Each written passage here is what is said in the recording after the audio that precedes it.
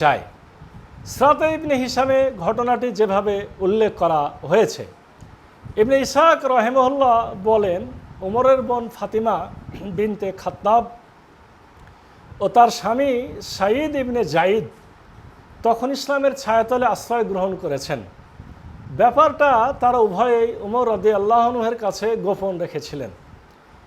বনি আদি ইবনে কাব গোত্রের নাঈম ইবনে আবদুল্লাহ নাহামো গোত্রের লোকদের ভয়ে নিজের ইসলাম গ্রহণের কথা গোপন রাখেন। তিনি ছিলেন উমরেরই জাতি গোষ্ঠীভুক্ত। আরেকজন সাহাবী খাব্বাব বিনুল আরাত ফাতিমা বিনতে খাত্তাবের কাছে মাঝে মাঝে তাকে কোরআন পড়াতে আসতেন। একদিন উমর তলোয়ার হাতে নিয়ে বের হয়েছিলেন রাসূলুল্লাহ সাল্লাল্লাহু আলাইহি সাল্লাম ও তার গুটি কয়েক সাহাবীর সন্ধানে। তিনি জানতে পেরেছিলেন যে রাসূলুল্লাহ সাল্লাল্লাহু আলাইহি সাল্লাম তার 40 জন নারী পুরুষ সাহাবীকে নিয়ে সাফা পর্বতের কাছে একটি বাড়িতে সমবেত হয়েছেন।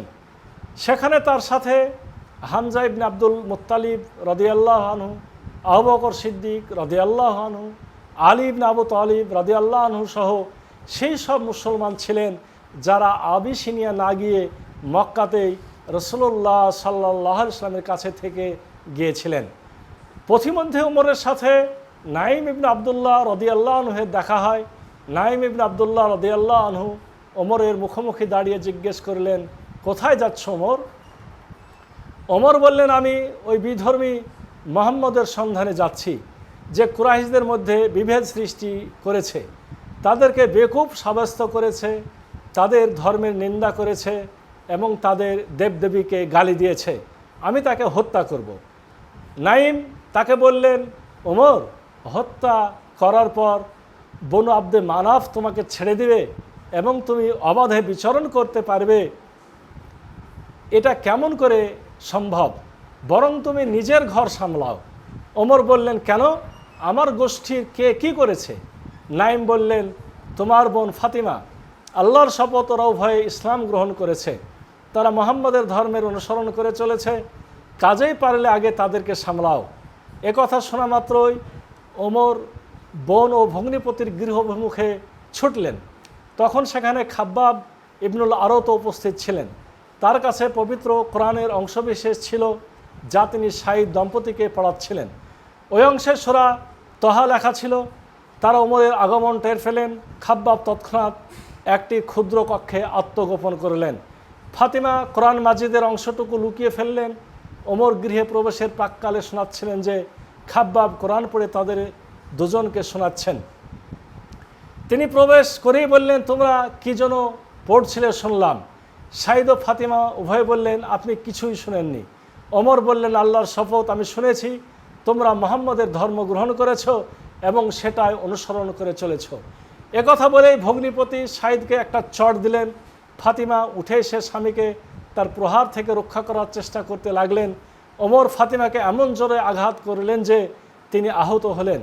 ওমরের এই বেপরোয়া আচরণ দেখে তারা উভয়ে বললেন, হ্যাঁ, আমরা ইসলাম গ্রহণ করেছি এবং আল্লাহ তার রাসূলের প্রতি ঈমান এনেছি, এখন আপনি যা খুশি করতে পারেন। ওমর তার বোনের দেহে রক্ত দেখে নিজের এমন আচরণে অনুতপ্ত হলেন। অতঃপর অনুশোচনার সুরে বোনকে বললেন, আচ্ছা, তোমরা যে বইটা পড়ছিলে সেটা আমাকে দাও তো, আমি একটু পড়ে দেখি মুহাম্মদ কি বাণী প্রচার করে। এখানে উল্লেখ্য যে ওমর লেখাপড়া জানতেন। তার বোন বললেন, আমাদের আশঙ্কা হয় আপনি তা নষ্ট করে ফেলবেন। ওমর দেবদেবীর শপথ করে বললেন, তুমি ভয় পেও না, আমি ওটা অবশ্যই পড়ে তোমাকে ফিরিয়ে দেব। একথা শুনে বোনের মনে এই মর্মে আশার সঞ্চার হলো যে তিনি হয়তো ইসলাম গ্রহণ করবেন। তাই তিনি বললেন, ভাই, আপনি মুশরিক হওয়ার কারণে অপবিত্র, আর নিশ্চয় ইহা পবিত্র ব্যক্তি ছাড়া কেউ স্পর্শ করতে পারে না। ওমর তৎক্ষণাৎ গিয়ে গোসল করে আসলেন। ফাতিমা এবার সহিফা কোরআন দিলেন।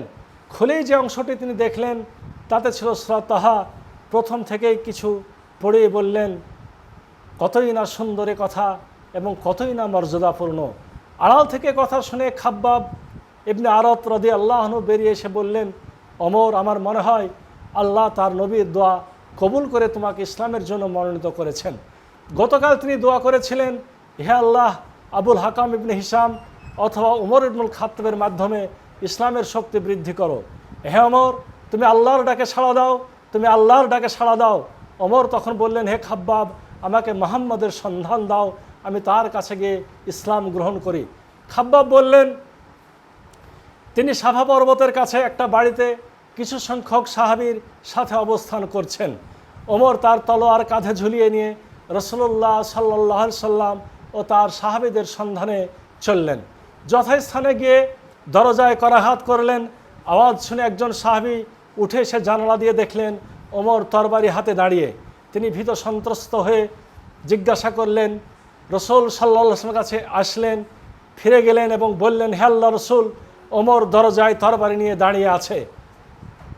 হামজা রাদিয়াল্লাহু আনহু বললেন, তাকে আসতে দাও, যদি ভালো উদ্দেশ্য থাকে আমরা তাকে সহযোগিতা করব, আর যদি খারাপ উদ্দেশ্য থাকে তবে তার তরবারি দিয়েই তাকে হত্যা করব। রাসূলুল্লাহ সাল্লাল্লাহু আলাইহি সাল্লাম বললেন, তাকে আসতে দাও। তিনি ওমরকে ভেতরে যেতে অনুমতি দিলেন। রাসূলুল্লাহ সাল্লাল্লাহু আলাইহি সাল্লাম উঠে ওমরের দিকে এগিয়ে গেলেন এবং কক্ষের ভিতরে থেকে তাকে সাক্ষাৎ দান করলেন।